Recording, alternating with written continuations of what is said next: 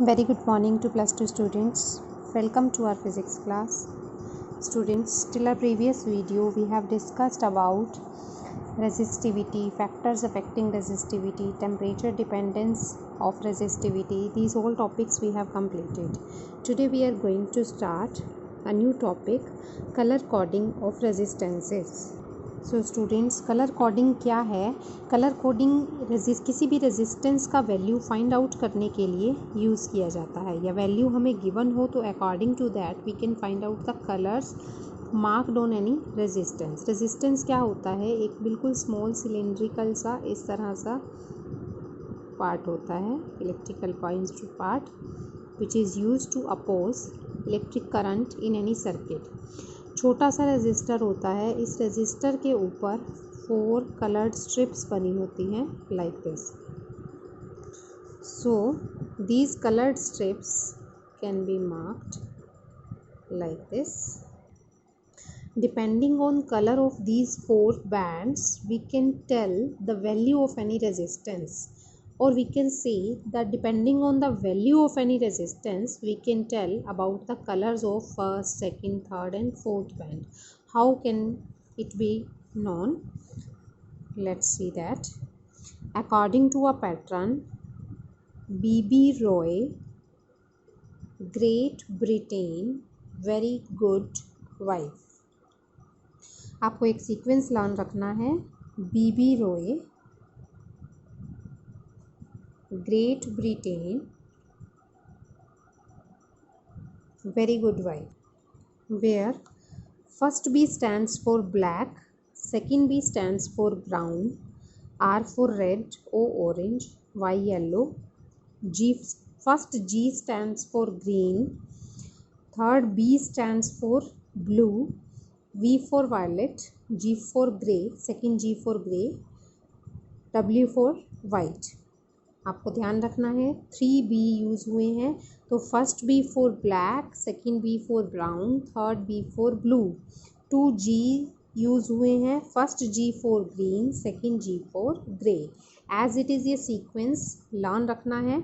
And also there numbering also we have to remember, starting from 0 to 9. 0 से 9 तक ये sequence है. According to these colours we have to remember. अब क्या है, देखें कि कैसे ये बैंड्स हमें किसी रेजिस्टेंस का वैल्यू बताएंगे. तो फर्स्ट 2 बैंड्स जो होंगे that will tell the magnitude of any resistance. Like हमारे पास ये कलर्स हैं. First colour is yellow, orange, red, and fourth band जो है that will not be out of these 9-10 colours. Fourth band के लिए डिफरेंट सीक्वेंस होगा. जो फर्स्ट 3 बैंड्स हैं वो इसी 9 नंबर की सीक्वेंस में से हमें मिलेंगे. तो जैसे फर्स्ट बैंड येलो कलर है, दैट मीन्स फर्स्ट बैंड जो है that is number 4. Second band is of orange colour, that means second band is number 3. Third band is red colour, that means number 2. लेकिन जो third band है that will tell about the 10 raised to power. First 2 bands will tell the simple value magnitude, and their third band will tell the power of 10 plus minus. Fourth band जो होगा that will give information about the tolerance power of any resistance. जैसा कि हमने बात की कि fourth band जो है वो इन 10 कलर्स में से नहीं होगा. Fourth band will be different out of this. तो फोर्थ बैंड के लिए क्या पॉसिबिलिटी है? It can be golden, silver और नो कलर.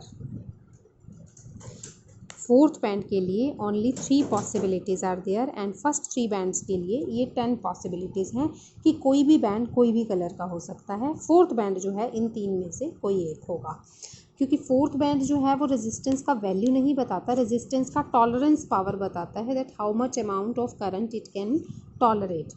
तो कितना टॉलरेंस पावर है? For golden tolerance power will be 5%, for silver it will be 10%, and for no colour it will be 20%. Now suppose here fourth band is of silver colour, then we will write here 10%.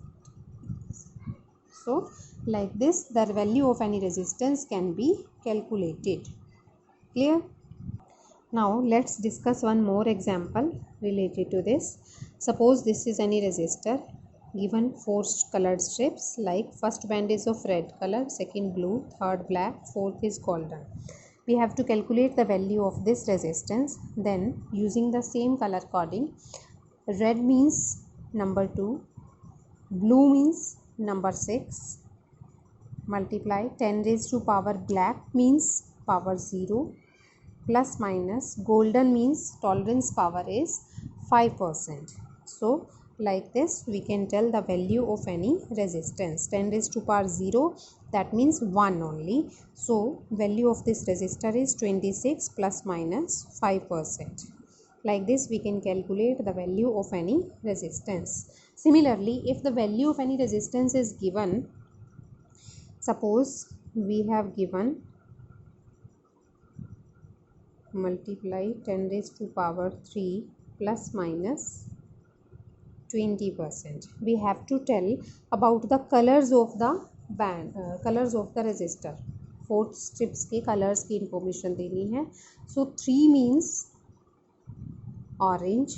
First band will be orange color. Second band 5. Number 5 means green. Second band will be of green color. 10 raised to power 3. 3 means orange. So third band again it will be orange. Plus minus 20%, that means no color. That means fourth band will be absent here. Only 3 bands will be there. That will be no color. No color means it will not be visible to us. So here only 3 bands will be visible. Is it clear? So like this we can calculate any value of the resistance, or depending on the value we can give information about the colors of the bands of resistor. Clear?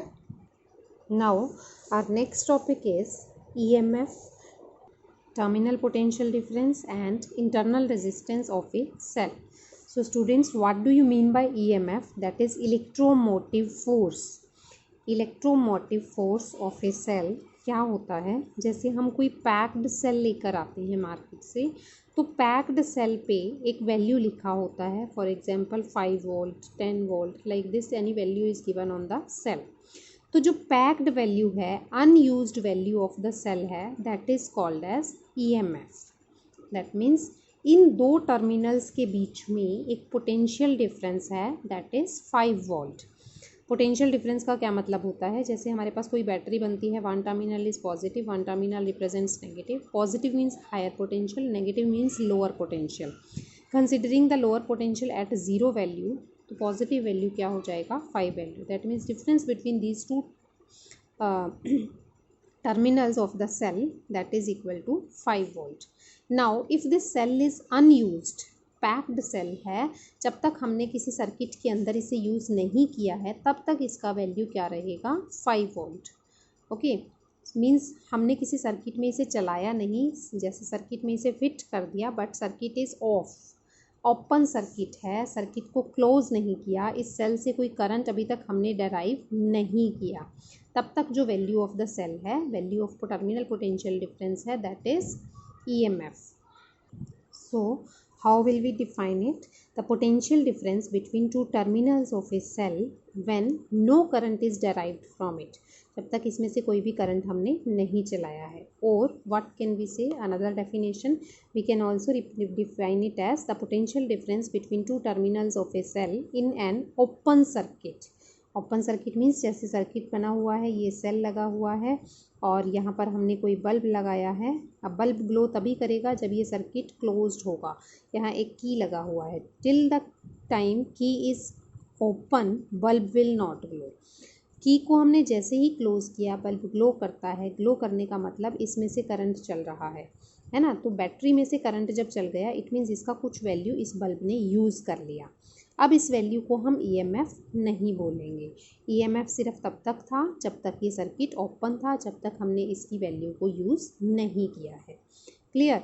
Now next is terminal potential difference. Terminal potential difference को denote करते हैं capital V से. EMF of cell को represent करते हैं capital E से. Terminal potential difference क्या होता है? ज़्यादा डिफरेंस नहीं है, लेकिन एक मेजर डिफरेंस है दोनों के बीच में। टर्मिनल पोटेंशियल डिफरेंस क्या है? Same difference between two terminals of a cell, positive negative के बीच का डिफरेंस है in a closed circuit. Circuit में जब हमने की को ऑन कर दिया, सर्किट में से जब हमने करंट को चला दिया, सर्किट जब वर्क कर रहा है, तब जो डिफरेंस है that is terminal potential difference, क्योंकि यूज़ होने के बाद जो बच गया है that is V. Okay, how will we define it? The potential difference between two terminals of a cell in a closed circuit, that is V. Also, V is always less than E, क्योंकि V जो है वो बची हुई value है use करने के बाद, E जो है वो इनिशियल वैल्यू है, जो मैक्सिमम वैल्यू ऑफ सेल की हमारे पास आई थी, दैट वाज देयर।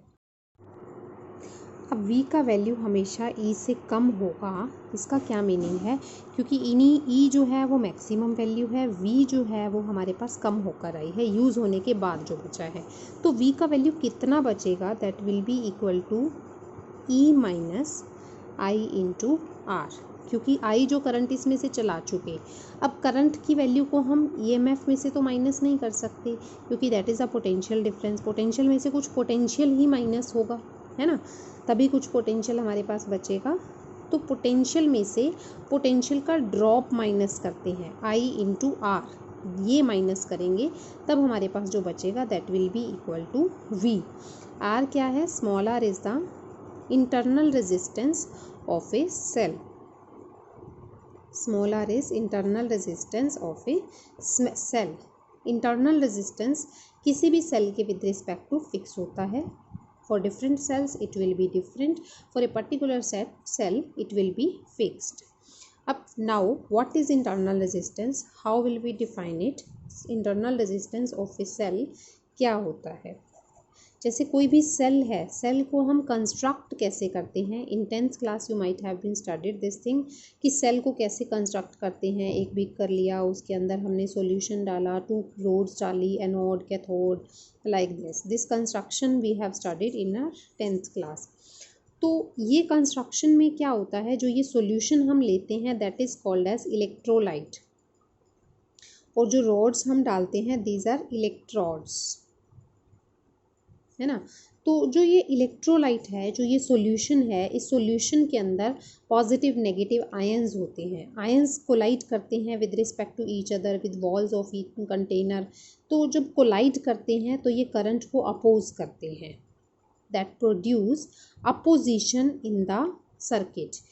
इस सेल की कंस्ट्रक्शन में, कंस्ट्रक्शन के खुद की प्रिपरेशन के अंदर जो रेजिस्टेंस है, जो अपोजिशन है, that is called as internal resistance of a cell. किस वजह से आया? ये इस इलेक्ट्रोलाइट के अंदर आयंस होते हैं, उनके कोलिजन्स की वजह से जनरेट होता है। तो how will we define this internal resistance? The opposition provided by electrolyte of a cell to the electric current in a circuit. Opposition provided by electrolyte of a cell to the electric current in a circuit is called internal resistance of a cell. Okay, now formula for internal resistance of a cell. Small r के लिए हमें derivation करना है, formula आपको याद रखना है, E by V minus 1 into capital R. E is EMF, V is terminal potential difference, capital R is the external resistance, small r is the internal resistance. For the derivation of its formula, we will make a circuit जिसमें हमें small r of any EMF of any cell given होगा, capital R external resistance हमने circuit के अंदर include किया है, और any device we have used to drive the electric current from this cell, जो इस सेल से करंट डराइव करके कुछ पोटेंशियल को यूज़ करेगा। Okay, now using Ohm's law V is equal to IR. Okay, and total current in this circuit is given by, total current is equal to total potential divided by total resistance of the circuit. total potential कितना given है? EMF E, and total resistance circuit के अंदर कितना है? internal plus external, that is small r plus capital R. so total current जो है circuit के अंदर कितना चलेगा? इतना चलेगा। Using this value here in Ohm's law, E upon R plus R into capital R is equal to V. Now E by V हमें required है, तो E by V हमने एक साइड रख लिया, small r plus R by R एक side रख लिया. Now R by R plus 1 is equal to E by V. R by R is equal to E by V minus 1. Small r is equal to E by V minus 1 into capital R. So this is derived and we have to remember this formula. कैसे किया याद रखना है. First step इसका ध्यान रखना है कि पहले सर्किट बनाएंगे. सर्किट के अंदर इंटरनल एक्सटर्नल दोनों रेजिस्टर्स हमें काउंट करने हैं. फर्स्ट स्टार्टिंग हमें ओम्स लॉ से करनी है. V is equal to I R. Total current circuit में कितना चलेगा, total EMF divided by total resistance. Using this value here E by V value निकाल ली, देन इंटरनल रेजिस्टेंस को हमने सेपरेट कर दिया. So like this it's formula can be derived. Now some definitions we will do, small definitions. What is electric energy and electric power? Electric energy क्या है? Energy means work done. Work done कौन करता है किसी electric circuit के अंदर? Potential करती है. जो हम बैटरी अप्लाई करते हैं किसी भी सर्किट के अंदर वो करती है. बैटरी जब हम प्रोवाइड करते हैं सर्किट के अंदर तो वो करंट भेजती है. तो to maintain that current in a circuit for a particular time जो EMF को वर्क करना पड़ता है, that is called as electric energy. Okay, so how will we define it? The total work done, a total energy supplied by the source of EMF in maintaining the electric current in a circuit for a given time is called electric energy consumed in the circuit. So what will be the formula for electric energy? Energy बताना है. Energy को हमने define किया, work done के equal है. Work done किसने दिया, potential ने दिया है ना, सोर्स ऑफ EMF ने दिया. पोटेंशियल और वर्क डन में हमने रिलेशन पढ़ा हुआ है. Potential is defined as work done per unit test charge. तो वर्क डन को हम क्या लिख सकते हैं, टेस्ट चार्ज इनटू पोटेंशियल. अब चार्ज को हम क्या लिख सकते हैं, करंट इनटू टाइम, क्योंकि current is defined as Q by T. So Q can be written as I into T. I की फॉर्म में हमने क्यों बनाया, क्योंकि इसका जो डेफिनेशन है वो हमने यही बोला है कि पोटेंशियल सप्लाई ने जितना करंट भेजा किसी पर्टिकुलर टाइम के अंदर, तो वो सब वैल्यूज़ हमने यूज़ कर ली इसकी डेफिनेशन वाली इसके फार्मूला के अंदर, into V as it is. तो वर्क डन का फार्मूला हमारे पास क्या आ गया, VIT. Number 1 formula. Now 2 more formulas can be derived using Ohm's law. Ohm's law क्या कहता है, V is equal to IR. तो एक V का वैल्यू यूज़ कर सकते हैं और एक सिमिलरली I को हम क्या लिख सकते हैं, V by R. Both values को यूज़ करके हमारे पास वर्क डन का फॉर्मूला बन जाएगा. IR यूज़ किया then it will become I square RT. V by R use किया I को, then it becomes V square by R into T. So these will be 2 more formulas for this electrical energy. VIT, I square RT, V square by R into T. This is called as electric energy in a circuit. Similarly, electric power. Electric power क्या होगा, rate to do work with respect to time. Work upon time is called as electric power. So how will we define this power? The rate at which work is done by the source of EMF in maintaining the electric current in a circuit is called electric power of the circuit. Work upon time. अब as formulas for work we have calculated there are 3 formulas. तो power के भी हमारे पास 3 formulas बन जाएंगे. Work done के formulas हैं VIT, V square by R into T, I square R into T. हमें वर्क अपॉन टाइम चाहिए तो तीनों फार्मूलाज में ही टाइम से डिवाइड कर देंगे. So we will get 3 formulas for power. Power is equal to VI, power is equal to V square by R, power is equal to I square into R. These 3 formulas will be get by the for the power. Okay, now what is SI unit for this electric energy and power. Power के लिए जो unit use करेंगे हम, that will be watt. 1 what. Higher units use करने होंगे तो kilowatt, megawatt etcetera. Kilowatt means 10⁻³ what, megawatt means 10⁻6 what. Similarly electric energy के लिए जब हमें यूनिट यूज़ करना होगा तो वो क्या यूनिट यूज़ होगा, energy will be equal to power into time. That means energy का जो यूनिट बनेगा that will be watt into second, watt into second. If time is given in the any another unit r, like r given है या minute given है, then we can write it as watt hour और watt minute जैसा given होगा question के अंदर. According to that we can maintain its unit because it's not SI unit. ये simple unit है इलेक्ट्रिक एनर्जी के लिए. SI unit is same for all types of energy, that is joule only. Electric energy electric power का unit बनेगा watt, and these are some other practical units. Okay, so like this we can calculate electric power, electric energy like this. Okay, thank you students.